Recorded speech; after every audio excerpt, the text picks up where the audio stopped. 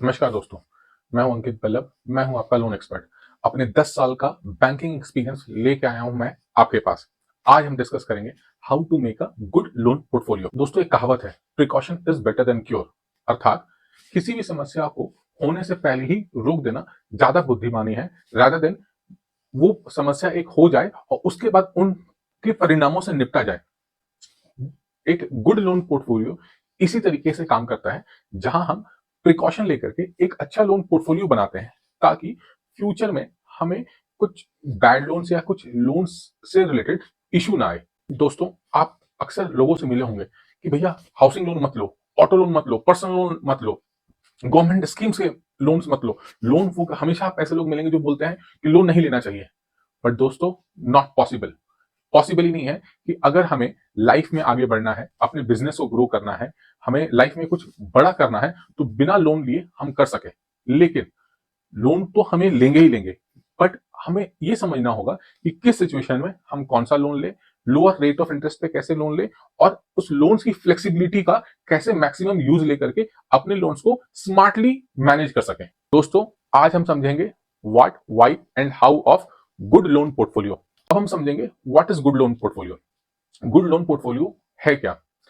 इसका सबसे पहला चीज है कि हम कभी लोन बोरो करें जब हमारा एकदम नीड हो। ऐसी अननेसेसरी हम कोई लोन ना पिक कर ले, या फिर हमें जितना लोन की रिक्वायरमेंट हम उतना ही ले। अगर हमारी रिक्वायरमेंट फॉर एग्जांपल 20 लाख की है, तो और गवर्नमेंट ने 20 या बैंक्स ने या गवर्नमेंट बैंक ने अगर 20 लाख की बजाय 25 लाख अप्रूव कर दिया है, तो हम 25 लाख का लोन ना ले लें। सो फर्स्ट थिंग इज कि जितनी हमारी जरूरत है उतनी ही हम लोन लें।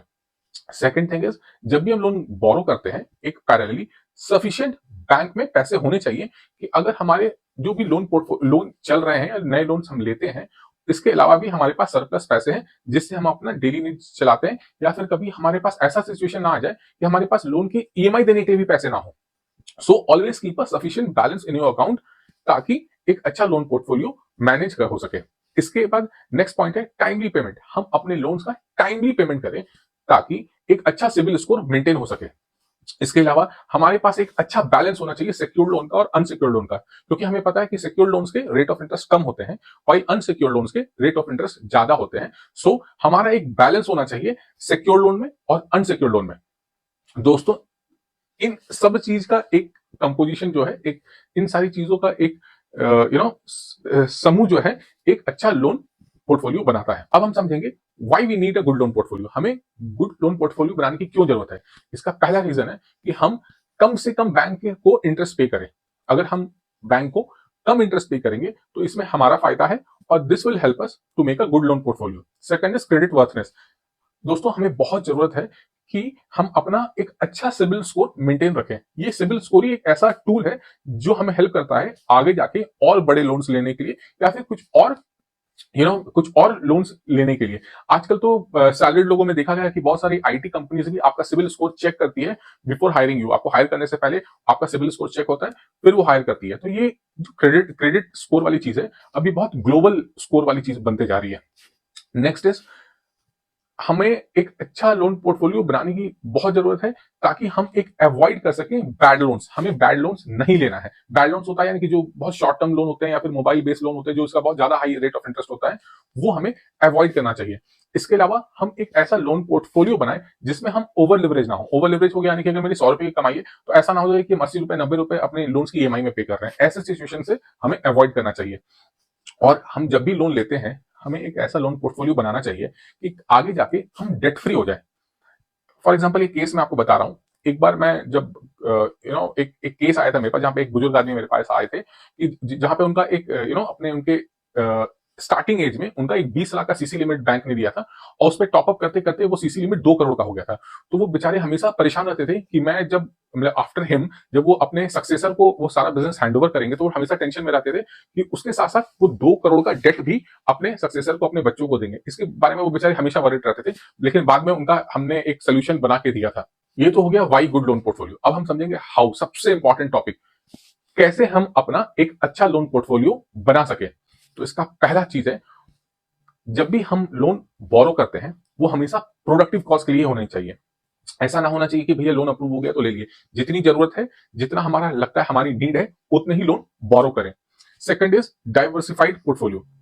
जब भी हम लोन लेते हैं तो हमेशा टर्म लोन में ही ना ले, बल्कि एक डाइवर्सिफाइड पोर्टफोलियो रखें। जनरली ये बिजनेसमैन के लिए एप्लीकेबल होता है, जहां पे वो कुछ पार्ट टर्म लोन में रखें, कुछ पार्ट सीसी में रखें और कुछ पार्ट ट्रेड लाइन में रखें, जो उनका चैनल फाइनेंस ये सब जो होता है उस फॉर्मेट में रखें, ताकि एक लोन का उनका पोर्टफोलियो बने और lower least rate of interest वो बैंक को पे कर सके। इसके बाद जो थर्ड पॉइंट आता है वो आता है कि आप अपनी ईएमआई का टाइमली पेमेंट कर सके। जनरली क्या होता है कि अगर ईएमआई आपके बाउंस करते हैं और आप उस मंथ उस ईएमआई को पे नहीं करते हैं, तो वो नेक्स्ट मंथ ईएमआई ओवरलैप कर जाता है, यानी कि नेक्स्ट मंथ आपका फर्स्ट मंथ का ईएमआई और नेक्स्ट मंथ का ईएमआई दोनों पे करना होता है। और जब आप फर्स्ट अपनी पहली ईएमआई पे नहीं कर पाए हो, तो नेक्स्ट मंथ दो ईएमआई कैसे पे कर पाओगे? सो अपनी ईएमआई का पेमेंट आप अपना ट्रैक पे रखें, ताकि ईएमआई ओवरलैपिंग ना हो, क्योंकि ये ना एक चेन्स में चल जाता है और इन फ्यूचर ये ईएमआई डिजास्टर में कन्वर्ट हो जाता है। सो अपने ईएमआई का टाइमली पेमेंट करें और ईएमआई ओवरलैपिंग को अवॉइड करें। इसके अलावा जब भी आप लोन लेते हैं, एक हैबिट बनाएं।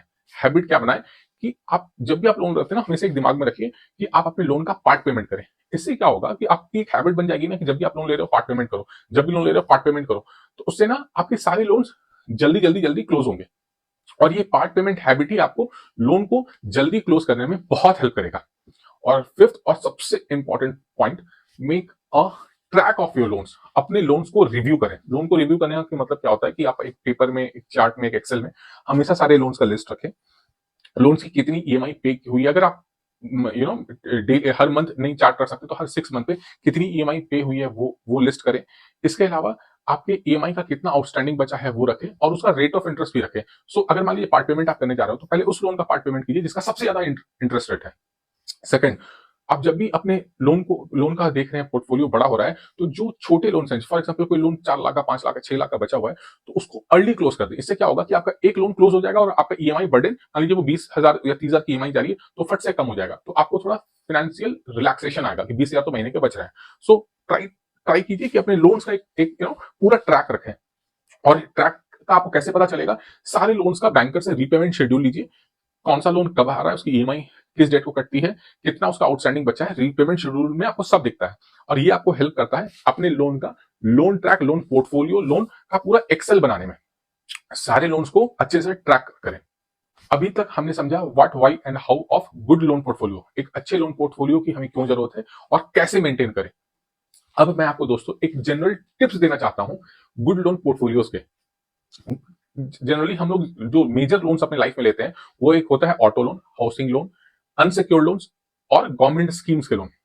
तो दोस्तों जब भी हम ऑटो लोन लेते हैं, तो एक हर लोन का ना कुछ थंब रूल होता है। तो ऑटो लोन का जो थंब रूल होता है वो ये होता है कि जितनी आपकी साल की कमाई है, उसका 60% वैल्यूएशन का हमें गाड़ी लेना चाहिए। फॉर एग्जाम्पल, अगर मैं 10 लाख साल का कमाता हूं, तो मैक्सिमम 6 लाख का हमें गाड़ी लेनी चाहिए। आजकल तो हमारे शौक बड़े हो गए, तो आप ज्यादा का भी ले सकते हो, लेकिन एक स्टैंडर्ड है कि जितनी भी आपकी ईयरली कमाई है, उसका आप 60% कोशिश कीजिए कि उसका 60% हम के वैल्यू का ऑटो लोन ले। होम लोन में 5, 20, 30, 40 रूल एप्लीकेबल है। ये 5, 20, 30, 40 क्या, मैं वो एक्सप्लेन करता हूँ। 5 is 5x of annual income. जितनी भी आपकी एनुअल इनकम है, उसकी 5x वैल्यूएशन की आपको हाउसिंग लोन लेनी चाहिए। फॉर एग्जाम्पल, आपकी मंथली इनकम है 10 लाख रुपीज, तो आप 50 लाख तक का हाउसिंग लोन ले सकते हो। Next is 20 is 20 year of loan. Try आप करो कि 20 साल का लोन टेन्योर अपने हाउसिंग लोन का आप रखो। नेक्स्ट इज 30 इज आपकी जो भी मंथली इनकम है, उसका 30% आपकी हाउसिंग लोन की ईएमआई में जानी चाहिए। 40 इज कि आपकी जो भी हाउसिंग लोन है, आप कोशिश करो कि 40% ऑफ द हाउसिंग लोन की जो वैल्यूएशन है, उसका 40% आप डाउन पेमेंट कर दो। सो ये है हाउसिंग लोन का 5, 20, 30, 40 का thumb rule. Next is unsecured loan. देखिए, अनसिक्योर्ड लोन के रेट ऑफ इंटरेस्ट हाई होते हैं। सो अनसिक्योर्ड लोन लेना हमेशा अपना लास्ट ऑप्शन रखिए। Next is overdraft loan. Overdraft loan facility जो होती है ना, ये हमेशा एक इमरजेंसी फंड होती है।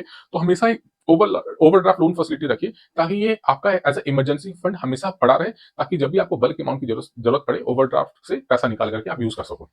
गवर्नमेंट स्कीम्स, दोस्तों जो भी बिजनेसमैन होते हैं, उनके लिए तो कंपलसरी है। गवर्नमेंट ने इतने गवर्नमेंट स्कीम्स लाए हैं कि आप उनका मैक्सिमम यूज लीजिए। हर बिजनेसमैन सबसे पहले गवर्नमेंट स्कीम्स के लोन ले। इसका फायदा क्या है कि ये लोन सिक्योर्ड भी हो सकता है, लेकिन जनरली अनसिक्योर्ड में भी आपको 4 करोड़ 5 करोड़ तक का लोन मिल सकता है, डिपेंडिंग ऑन द बिजनेस आपका क्या है। तो गवर्नमेंट स्कीम्स के लोन के बारे में हमेशा एक प्रोजेक्ट रिपोर्ट बनाएं और गवर्नमेंट स्कीम्स के लोन जरूर अवेल करें, जो आपको लोअर रेट ऑफ इंटरेस्ट में मिल जाता है। And last is earning versus loan का परसेंटेज। जितनी भी आपकी अर्निंग है, फॉर एग्जाम्पल आपकी आपकी मंथली इनकम 100 रुपए है, तो मैक्सिमम 60 to 65% का आप मंथली ईएमआई दीजिए। अगर 100 रुपए का इनकम है तो 60 से 65 रुपए आप मंथली ईएमआई आपको पे करना चाहिए, उससे ज्यादा का ईएमआई बर्डन ना करें। सो दोस्तों ये था मेरा general tips to make a good loan portfolio. So दोस्तों आप बने अपने लोन का लोन एक्सपर्ट, फॉलो करें अंकित बल्लभ द लोन एक्सपर्ट।